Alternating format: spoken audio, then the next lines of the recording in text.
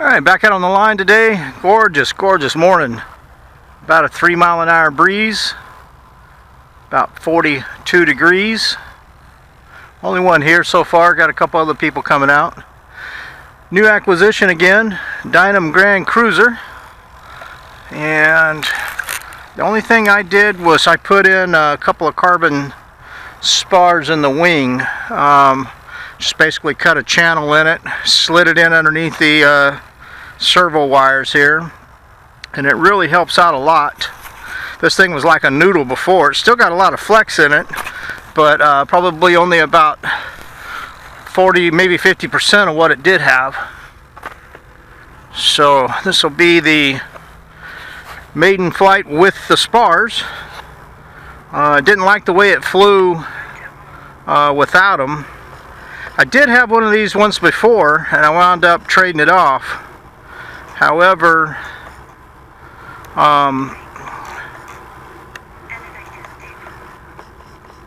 I like the way it flew.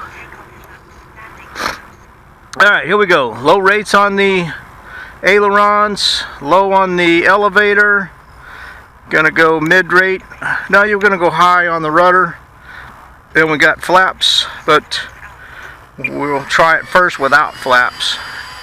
I did dial in a mix for the flaps to keep it from ballooning as bad, so we'll try that once we get up in the air. Alright, here we go. Taking off. Back pressure.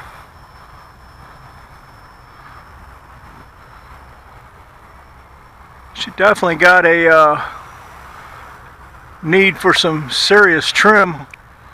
Alright. A little bit of a situation there. It was ballooning like crazy.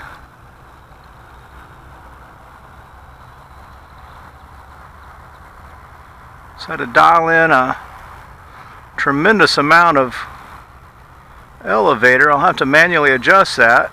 Get a pass here in front of us. She's really a good looking plane.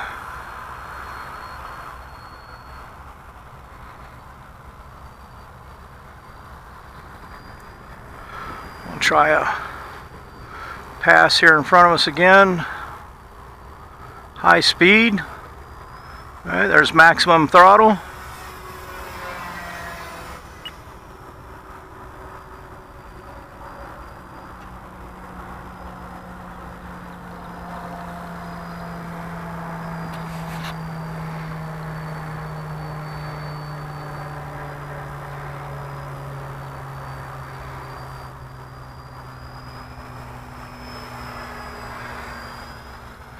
Alright, let's try out those flaps.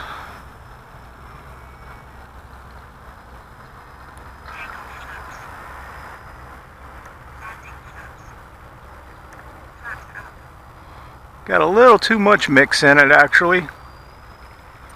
There's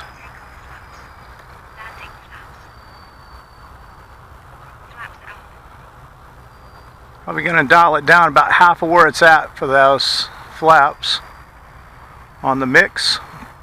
As soon as I activated it, she really dropped the nose. I think I put it at 7 and 15. 7% down elevator on takeoff and 15% on landing. And the landing probably needs to go down to about 9 and about 4, maybe 3 on the takeoff flaps for the elevator mix. We'll try that for the next flight. Yeah, the other day I flew this, and that was windy, but it just flew like a dog. And this one right now is flying outstanding. Very smooth, very stable. And that's low rates on the aileron and the elevator. We'll see what kind of punch out it's got. Or straight up vertical. And she runs out pretty quick.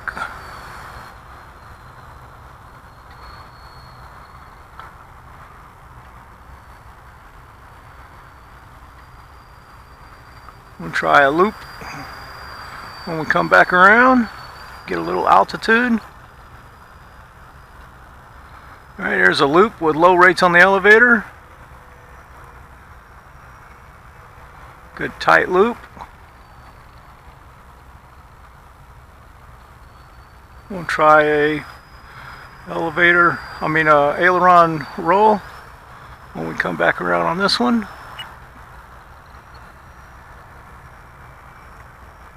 She's turning kind of slow on that one. I bailed out on it. Alright, there's our timer.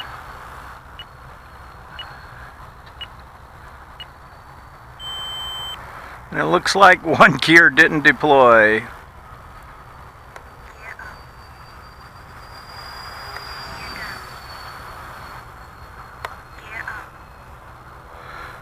Well, I was hoping I'd get by with the gears today just because it's a little warmer than normal. It's, like I said, about 44, 45 degrees now. And I really thought that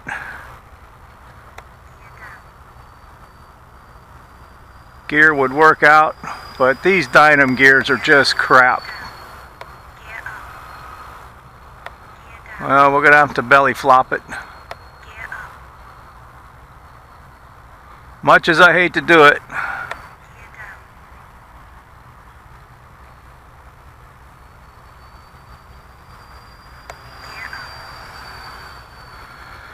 Well, mayday, mayday, mayday. We're going to go around, come into the wind, I think.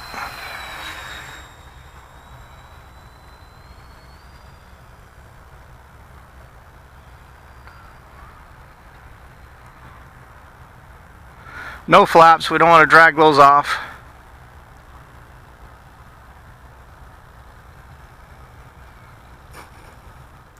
So it looks like we got down with no worries. Alright, I'll recharge a battery. We will get a little different mix dialed in. We'll do a manual adjustment on the elevator and put this in there again. Thanks for watching.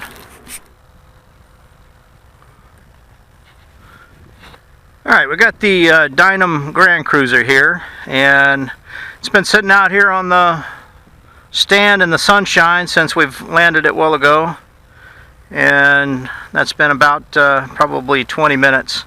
So now we'll come back and check these gears again. Recall, this one right here was the one that would not deploy because it was too cold, and now it's working. So and that's just a result of sitting in the sunshine for a while.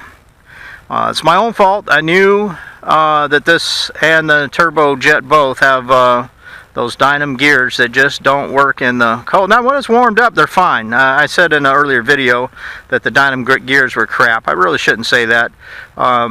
They're crap when it comes to cold weather. I'll clarify it. When the weather's warm, my experience is they work fine. But when it's below, literally below about 47, 48 degrees, I just can't get them to deploy reliably. And it's not always just one. It'll be a random one. And so like you see, right now, working fine. The temperature is raised up a little bit. According to my phone, we're sitting right on about 49 degrees, and it's been in direct sunlight for about 20 minutes. So it's warmed up enough to deploy reliably. We'll let the temperature warm up a little bit more, and if it does, maybe we'll fly this rascal again, because it really did fly well with this carbon fiber rod.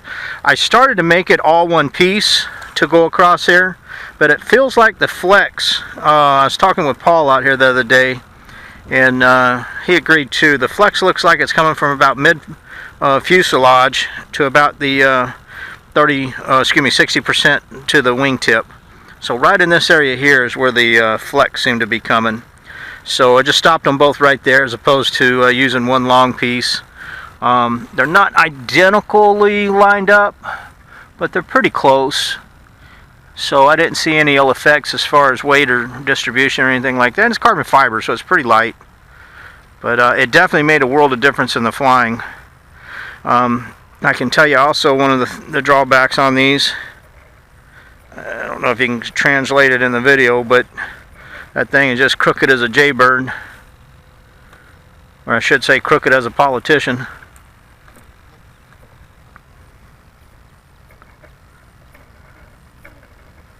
So that's how she goes. Let me just do it this way. I'll give it just a little bit of throttle. Maybe you can see it then. See that wobble? Same way with that one over there. Got a drastic wobble in it. See if we can see up inside of it. So what I need to do is try to balance that, and I probably will. A couple of mods I want to do to this. I want to darken in the windows, not black, but just a smoke tint on them. And then in an ideal world, I would like to put some suspension struts in place of these. Got the carbon fiber here. I'll probably put a carbon fiber across the tail section as well. It may add one more here, small one, maybe coming in underneath the flaps here. So haven't really decided on that. As a minimum, it would come from this edge of this flap to the far side over there. One solid piece to come across there. That'd be pretty easy to put in.